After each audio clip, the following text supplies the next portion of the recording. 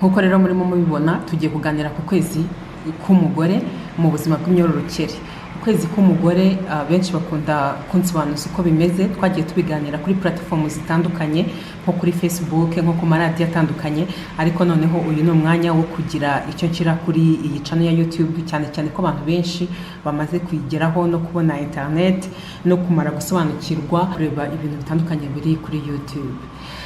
Tugitangira rero reka nkubwire yuko umukobwa atangira kubona imihango ageze mu bwangavu ahagana ku myaka 12. Ariko rero nubwo mvuze ntahagana ku myaka 12, imihango ya mbere ishobora kuza mbere y'iyi myaka cyangwa se ikaza nyuma y'iyi myaka. Uzajya kumva wumve nk'umumama arakubwira ati umwana wanjye yabonye imihango ya mbere afite imyaka 9 ndahangayika cyane, cyangwa se 10. Hakaba n'undi uzakubwira ati ngeze ku myaka 16 ntarabona imihango, ese ni bizima byifashe gute? Ariko reka nkubwire ngo nabwo biba ari bizima. Imihango ya mbere rero ishobora kuza mbere y'iyi myaka 12, ariko muri moyenne cyangwa se ugereranyije imihango ubundi iza ku myaka 12. Ni hagati rero hafi ku myaka 9 ishobora kuza no kuzagenda ukagera ku myaka 18. Hari n'abagera 20 batarayibona, ugasanga yibonye nko ku myaka 20 cyangwa 21, byose birashoboka. Reka rero kugira ngo dusobanukirwe neza n'imihango mbanze ngusobanurire cyangwa se nkwibutse, kuko ndakeka ko ushobora kububizi imyanya myibarukiro y'umugore uko iteye. Ubundi imyanya y'imyibarukiro y'umugore hari iyo tubona inyuma ariko ikomerezaho imbere. Mu gukomerezaho imbere rero hari ahantu hatandukanye tugenda tubona. Urugero ahangaha haba herekana aho imyanya myibarukiro y'umugore itangirira hanze. Iyo itangiye rero ihita ikomerezaho ahangaha, niho mu kinyarwanda twita mu ndibyara. Noneho rero indibyara ikarangirira ahangaha, hahita hazaho inkondo y'umura. Inkondo y'umura igakomerezaho mu mura. Noneho mu mura hagahita haza imiyoborantanga ku mpande ebyiri, imiyoborantanga 2. Noneho hakaza udusabo tw'intanga ku mpande zombi, ak'iburyo n'ak'ibumoso. Nuko nguko rero imyanya myibarukiro y'umugore irimo imbere iteye. Hanyuma aho ngaho twahava tugahita dukomeza nkakwereka uburyo noneho intangangore irekurwa.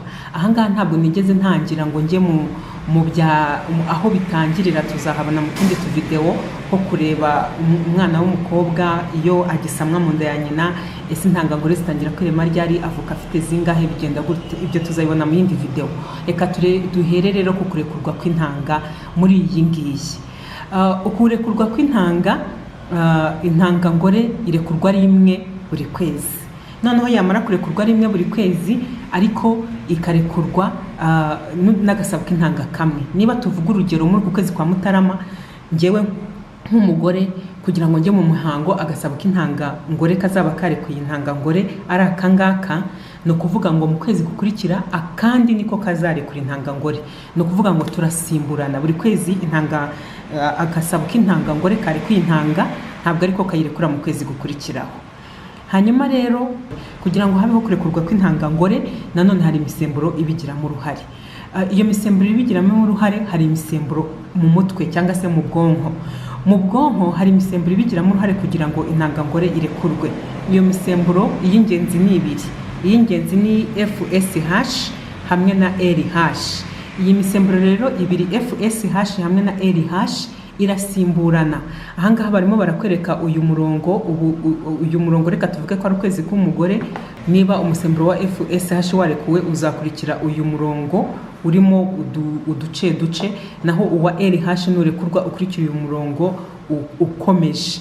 Birakwereka rero ko iyi misemburo FSH na LH igenda isimburana ivuburwa n'ubwonko. Iyi misemburo rero irimo ivuburwa n'ubwonko, noneho isa naho ifite ibyo ijya gutegeka mu myanya myibarukiro y'umugore.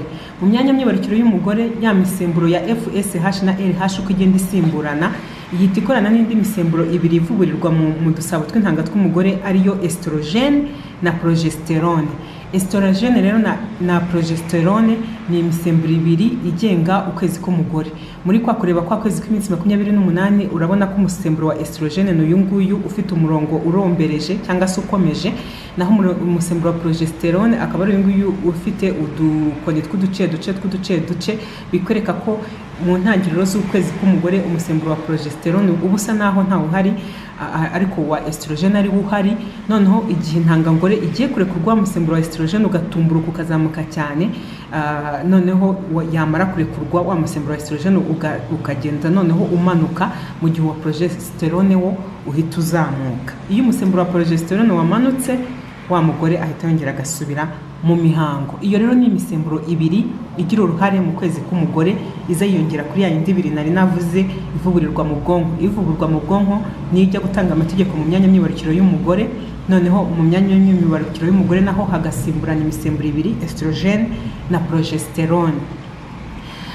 Iko iyi misemburo rero isimburanwa, ni ukuvuga ngo hatabaho isama no mu mura hari kiba kiri guhinduka.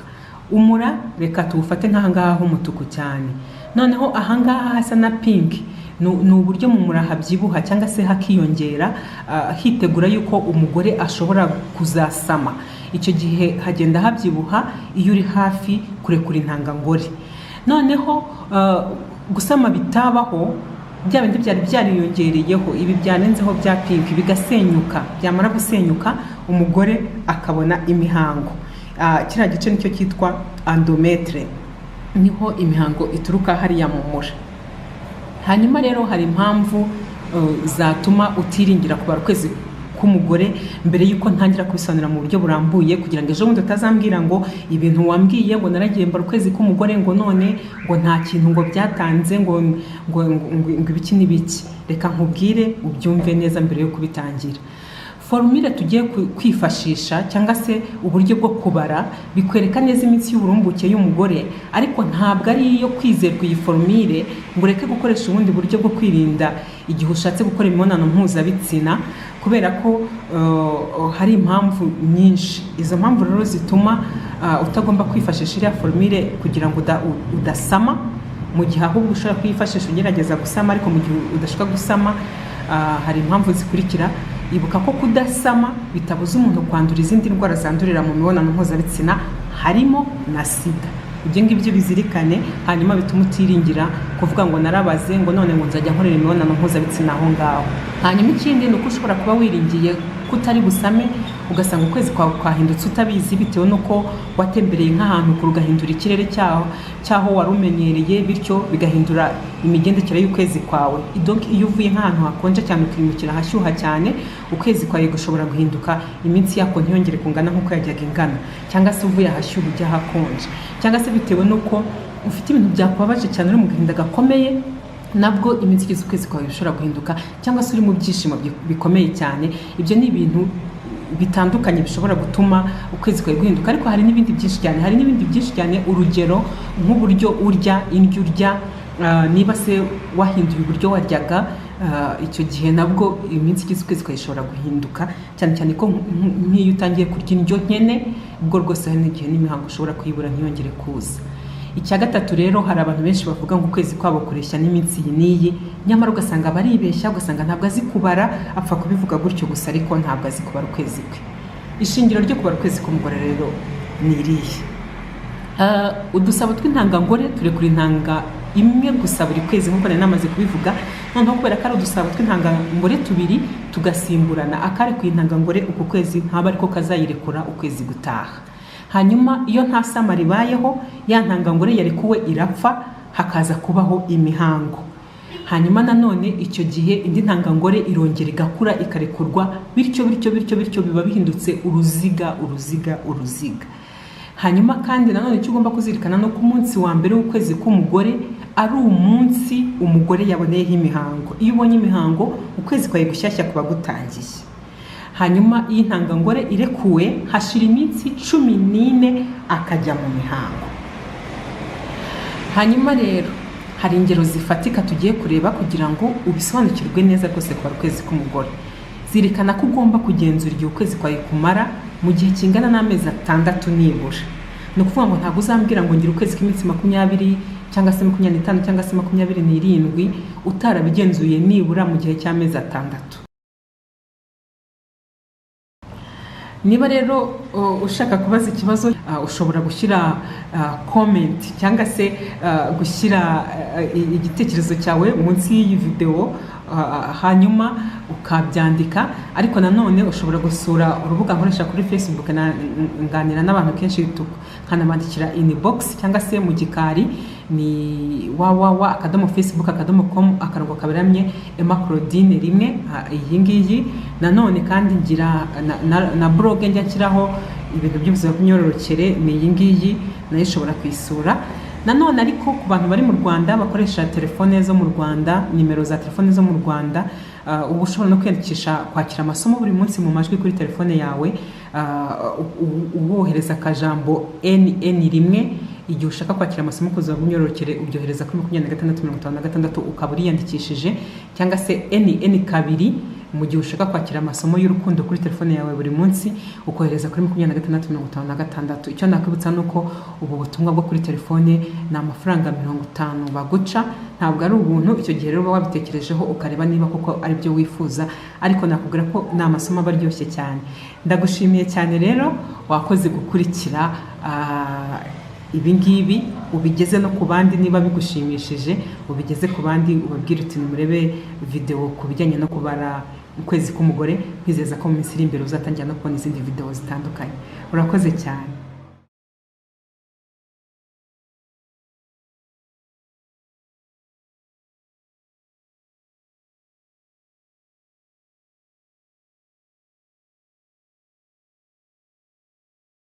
Noneho turi mu mwaka wa 2018, Mutarama izagira iminsi 31 ku ndangaminsi, hanyuma Gashyantare igira iminsi 28, hanyuma Werurwe igira iminsi 31, Mata igira iminsi 30. Ntabwo nakomeje ngo nkomeze ngo ngeze ku mezi 6 kubera yuko tablo ibaye ntoya, ariko icyo ugomba kuzirikana nuko kugira ngo uvuge ngo ukwezi kwanjye iminsi kugira idahinduka niyi, cyangwa se iminsi kugira ihindagurika niyi, nuko ugomba kuba warabigenzuye nibura mu gihe cy'amezi 6. Hanyuma rero kubona imihango, uyu mugore tugiye gufataho urugero agiye kubona abona imihango ku itariki 4 z'ukwezi kwa mbere, arangije yongera yibona ku itariki 30 z'ukwezi kwa mbere, hanyuma agiye kubona abona ku itariki 23 z'ukwa kabiri abonye imihango, ku itariki 19 z'ukwa gatatu abona imihango, ku itariki 18 z'ukwa kane abona imihango. Rero twari twabibonye ko umunsi wa mbere w'ukwezi ni umunsi waboneyeho imihango. Ni ukuvuga ngo kuko twari twabibonye hano ya minsi yaboneyeho imihango igiye irimo hagati. Noneho ngiye kuyitangiza kugira ngo ubone yuko ari umunsi wa mbere w'ukwezi, nyine ukwezi kuba kwatangiriyeho. Ni ukuvuga rero ngo ku itariki 4 z'ukwa mbere yabonye imihango, 30 z'ukwa mbere abona imihango, 23 abona imihango z'ukwa kabiri, 19 z'ukwa gatatu abona imihango, kuri 18 z'ukwa kane abona imihango. Bivuga ngo itariki yaboneye imihango niwo munsi wa mbere utangira ukwezi. Nkuko rero uhita ubibona, bisobanura ngo yagiye agira ukwezi kwe kurekure kwagize iminsi 30. Hano mu kwezi kwa mbere yagize iminsi 26, ubukurikira agira 24, ubukurikira agira 24, ubukurikira agira 30. Wenda nta wamenya mu kwezi kuzakurikira mu gihe cy'isuzuma muri ya mezi 6 azongera ajye kubona abona agize ukwezi kw'iminsi 26, cyangwa se abona uko iminsi 30 kwisubiyemo, cyangwa se uko iminsi 24 kwisubiremo, cyangwa se agire 27 gutyo. Ariko mu gihe cy'amezi 6 nasuzuma agasanga ukwezi kwe kugufi ntabwo kwigeze kujya munsi y'iminsi 24, ukurekure ntikwigeze kujya hejuru y'iminsi 30, azahita amenya yuko ukwezi kwe kurekure kugira iminsi 30, naho kugufi kukagira iminsi 24, amenye ko ari ukwezi kwe kungana.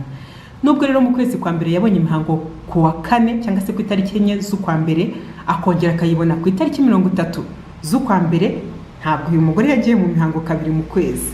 Hari abantu bakunda kubivuga ngo nagiye mu mihango ku itariki, ngo ndongera ku itariki, ngo mu kwezi kumwe, ngo kubera iki nagiye mu mihango kabiri mu kwezi. Oya, ntabwo yagiye mu mihango kabiri mu kwezi, kubera yuko ukwezi kwe kwari kurangiye. Bivuga rero ngo kubona imihango inshuro 2 mu kwezi kumwe kw'indangaminsi ntabwo bibuza ko wowe nk'umugore ukwezi kwawe kuba kwashize. Mu kubara ukwezi ufata iminsi igize ukwezi kugufi ugakuramo 20, hanyuma ugafata iminsi igize ukwezi kurekure ugakuramo 11. Ahangaha rero biva kuki? No kubera yuko hari iminsi 5 mbere yuko intangangore irekurwa utagomba gukora imibonano mpuzabitsina, hakaba n'indi minsi 2 nyuma yuko intangangore irekurwa utagomba gukora imibonano mpuzabitsina.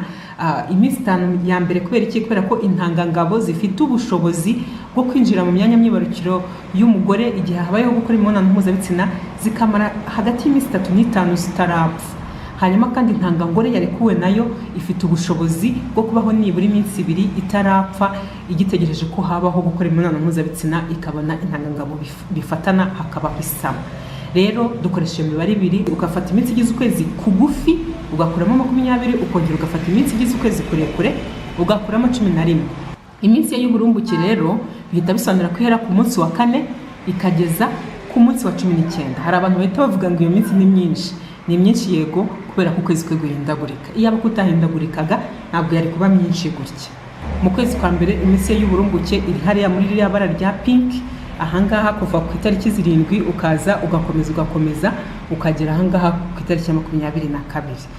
Hanyuma mu kwezi kukurikira nabwo buri gihe iminsi y'uburumbuke ihera ku munsi wa 4 igakomeza ikagenda ikanangirira hariya kuri wa munsi twamaze kuvuga wa 19 nkuko twe twabibaze. Hanyuma rero bigakomeza bityo. No vanga iyi minsi iri muri pink ni iminsi y'uburumbuke. Aramutse akoze imibonano mpuzabitsina ashobora gusama. Impamvu tuvuga ngo ashobora gusama nuko byanze bikunze ntabwo bisobanura ko usama iyo ukoze imibonano mpuzabitsina mu gihe cy'uburumbuke, ariko uba ufite amahirwe menshi yuko ushobora gusama. Noneho rero iyo umugore abonye imihango ahita amenya umunsi intanga ye yari yarekuriwe. Iyi mihango uyibonye ntabwo umenya igihe intangangore yawe zarekurirwa, kereka gusa iyo ufite iminsi idahindagurika, aho ndaza kubikwereka. Ariko iyo ufite iminsi ihindagurika birakugoye kuba wamenya ngo intangangore yanjye zarekurwa igihe iki n'iki.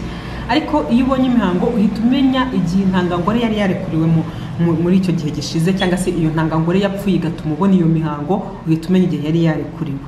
Ibi biterwa nuko imihango uyibona hashize iminsi 14, hashize iminsi 14 ya ntangangore irekuwe.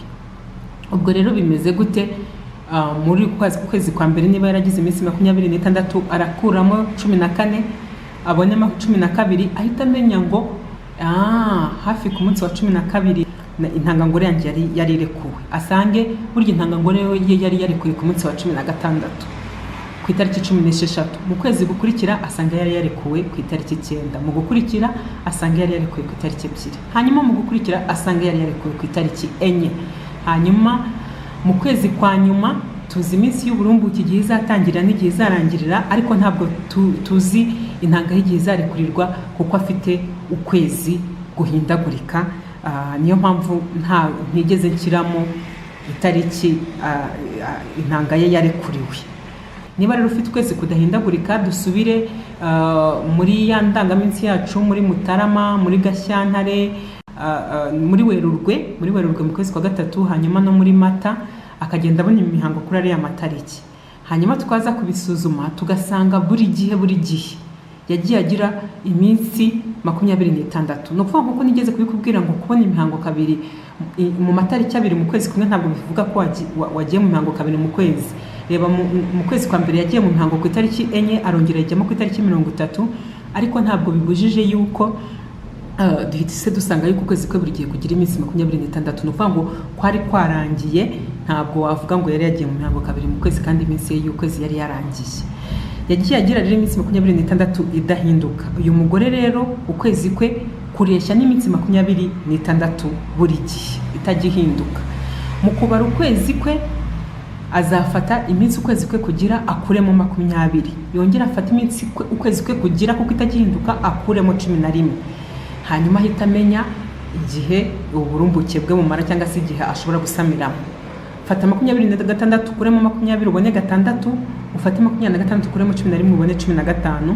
Ahita amenya yuko iminsi y'uburumbuke ihera ku munsi wa 6 ikagenda ikagera ku munsi wa 15. Mwibutse ikintu kimwe cy'ingenzi, kuvuga ngo ufite ukwezi kudahindagurika ntabwo bivuga ngo ubone imihango itari kimwe buri kwezi. Ahubwo biba bivuga ngo iyo ubonye imihango usanga hashize iminsi ingana n'iyari yashize mu kwezi gushize. Kubera ko iyo uvuze ngo ubona imihango itari kimwe buri kwezi, icyo gihe uba urimo kwibeshya, cyane ko ukwezi kw'indangaminsi ko kutagira iminsi ingana. Twabibonye ko mu kwa mbere ni iminsi 31, mu kwa kabiri kuzagira 28, ukwa gatatu 31, ukwa kane 30. Icyo gihe rero ugize imihango ku itariki idahinduka buri kwezi nabwo yaba yahindaguritse wowe kuri wowe. Iminsi rero y'uyu mugore y'uburumbuke ihera ku munsi wa gatandatu ikageza ku munsi wa 15 nk'uko nari maze kubisobanura. Nayishyize hano muri pink, no kuvuga ngo ihera ku munsi wa gatandatu ikagera ku munsi wa 15. Umunsi wa mbere ni umunsi yaboneyeho imihango. Yabonye imihango ku itariki 4, hanyuma umunsi wa mbere, wa kabiri, wa gatatu, wa kane, wa gatanu. Ku munsi wa gatandatu ahita amenya ngo iminsi ye y'uburumbuke iratangiye. Iyo rero ufite ukwezi kudahinduka ubuzi n'igihe intangangore irekurirwa. Ufata iminsi ukwezi kwawe kumara ugakuramo 14, ugahita umenya buri gihe kuri uwo munsi ko intangangore yawe irekurwa.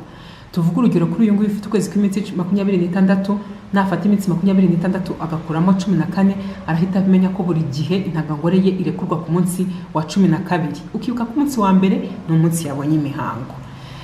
Niba rero ugira ukwezi kw'iminsi 26 idahinduka, buri gihe intangangore yawe irekurwa ku munsi wa 12. Uramutse ugira uku kwezi watwara inda cyangwa se wasama ukoze imibonano mbere mu minsi 5 ibanza, kuko intangangabo ziba zikiri nzima zifite ubushobozi bwo kubaho iminsi hagati y'3 n'5. Donc ku munsi wa 12 ukwezi kwawe intangangore yawe irarekurwa.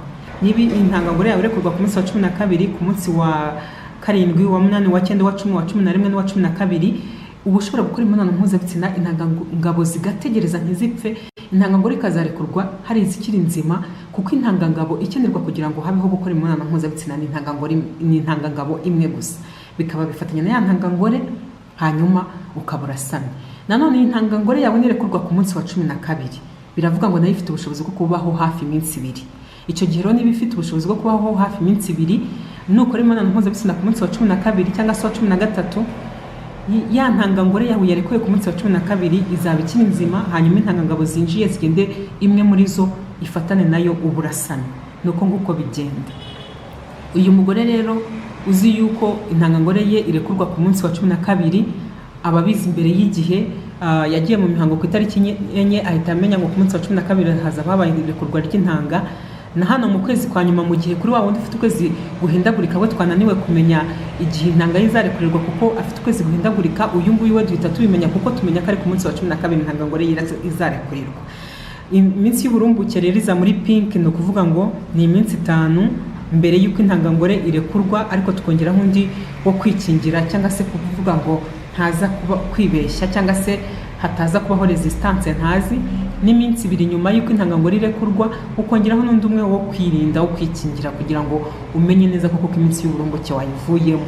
Nuko nguko bigenda rero. Ahangaha niba tugeze kuri 30, ukwezi kukaba kugikomeza, icyo gihe ya minsi 3 nyuma azamenya ko n'itariki ya mbere z'ukwa 5 n'itariki ya 2 biri mu minsi ye y'uburumbuke. Noneho rero ikigomba kuzirikana nuko kubera ukwezi k'umugore atari uburyo bwo kwirinda gusama inda, ahubwo ni uburyo bwo kwimenya. Kubera iki? Kubera za mpamvu nakubwiye zitandukanye z'uko ukwezi kwawe gushobora guhindagurika utabizi bitewe n'impamvu runaka. Iyo rero ushaka gukoresha kubara ukwezi k'umugore nk'uburyo bwo kwirinda gusama, ubifatanya n'ubundi buryo kugira ngo utazibeshya. Kwa muganga rero bashobora kubikwigisha, ukajyayo ukabwira ko ushaka kwirinda gusama ukoresheje uburyo bwo kubara ukwezi, bakakwigisha kubifatanya n'ubundi buryo burimo nko gupima ururenda cyangwa se kubara ubushyuhe bw'umubiri n'ibindi. Ukwezi rero gushobora guhinduka mu gihe utiteguye cyangwa se utabizi, nabivuze. Niyo mpamvu ari byiza guhora ubara ukwezi kwawe kugira ngo nikunahinduka uzabimenye. Donc nkakubwira nti byaba byiza utunze indangaminsi mu cyumba cyawe, hanyuma ukazajya ushyira akaziga igihe cyose ubonye imihango, ukamenya ngo nagiye mu mihango, ukwezi gushyashya kuratangiye. Cyangwa se nanone ukabyandika muri telefone yawe. Ubu dusigaye dufite telefone kandi ibirimo indangaminsi, ushobora kubyandika no muri telefone. Guhinduka rero ku kwezi bishobora guturuka ku bintu bitandukanye nk'uko nari nabivuze, ku byo urya byahindutse, guhindura aho utuye, kugira agahinda, kugira ibyishimo, kurwara n'ibindi byinshi bitandukanye. Icyitonderwa, iyi formule hari abantu badakwiriye kuyikoresha. Abo ngabo ni bande? Ni abantu bafata uburyo bwo kuboneza urubyaro. Iyo ufata uburyo bwo kuboneza urubyaro ntabwo wavuga ngo nanone ngo ngiye guhita mbivanga n'uburyo bwo kubara ukwezi. Oya, burya ya mihango ubona iyo ufata uburyo bwo kuboneza urubyaro ibisa naho idasanzwe ukuntu, ntabwo ari imihango kamere. Iyo uhagaritse uburyo rero bwo kuboneza urubyaro bigusaba amezi runaka kugira ngo ukwezi kwawe gusubire ku murongo. Bityo ubu ugomba kongera ukisuzuma, ukabanza ukamenya uko ukwezi kwawe gusigaye kureshya, kugira ngo ubone gutangira kuba wakoresha uburyo bwo kubara. Kwa muganga babigufashamo, byaba byiza aho kugira ngo abe ari wowe ubyitekerereza. Nanone abandi bantu badakoresha iyi forumire yo kuboneza urubyaro ni abantu bamaze igihe gito bakuyemo inda. Niba inda yaravuyemo, umeze nk'umugore wabyaye, reka mpita mvuga wakuyemo inda n'umugore ukibyara, icyo gihe imyanya myibarukiro yawe bitarasubira ku murongo ngo itangire ivubure ya misemburo nahoze nsobanura tugitangira. Icyo gihe rero bigusaba igihe runaka kugira ngo imyanya myibarukiro yawe hamwe n'ubwonko bisubire ku murongo, bivubure imisemburo ituma habaho kujya mu mihango. Noneho kandi nanone iyo wakuyemo inda cyangwa se wabyaye, ukwezi kwawe kuba gushobora guhinduka ntikunganye iminsi na kwa kundi wagiraga mbere. Niyo mpamvu ugomba kongera ukisuzuma bundi bushyashya. Nanone abandi bantu ni ababyeyi bonsa. Igihe ukirimo konsa ntabwo ushobora kuvuga ngo urabara ukwezi kwawe k'umugore, kuko kuba gushobora guhinduka, ntikumere nk'uko byari bimeze mbere, cyangwa se ntikuze neza kubera yuko imisemburo yo konsa ubundi ibibuza yo kujya mu mihango. Rero ntabwo wavuga ngo uraboneza urubyaro ukoresheje kubara kandi wonsa, kuko haba hari indi misemburo isa naho iperitiriba cyangwa se idatuma ukwezi kwawe kugenda neza uko kubishaka.